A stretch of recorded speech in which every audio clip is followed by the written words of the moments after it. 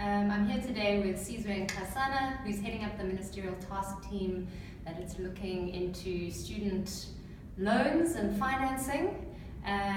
We've been working with him on that particular project. Sizwe, I don't know if you just want to say a little bit about yourself and why you're working on this project.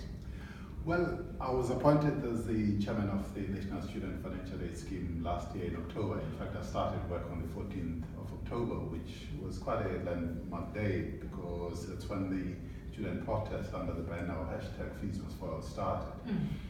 And no sooner had I started at NSFAS that I suddenly realized, and obviously I was part of the presidential task team that was looking at everything that was happening at that stage, but also realized that there were a number of things that the current NSFAS student funding model does not address. Made proposals to the presidential task team, which led to the creation of the ministerial task team, and it was, I guess, quite logical that I then chair the task team since I sort of come up with the concept.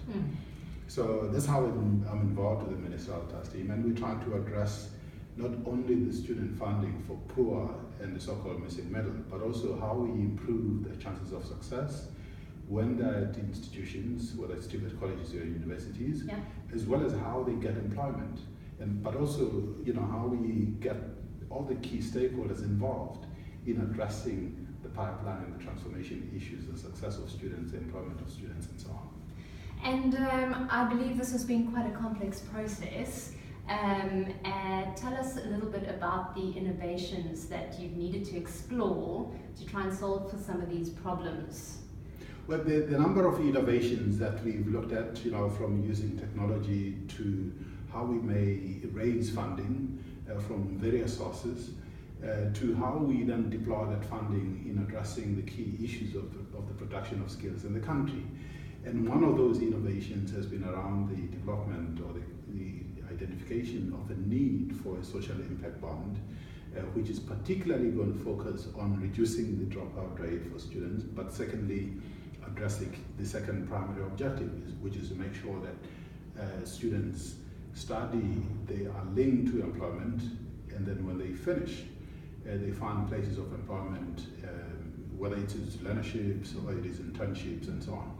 So, those are some of the innovations, but there are a number of other innovations, for instance, just talking about technology, how we can use technology to scale across the system, the support that is given to students, the identification of what the issues are, applying analytics capabilities to what is going on so that we can solve the problems in a very dynamic and real-time way.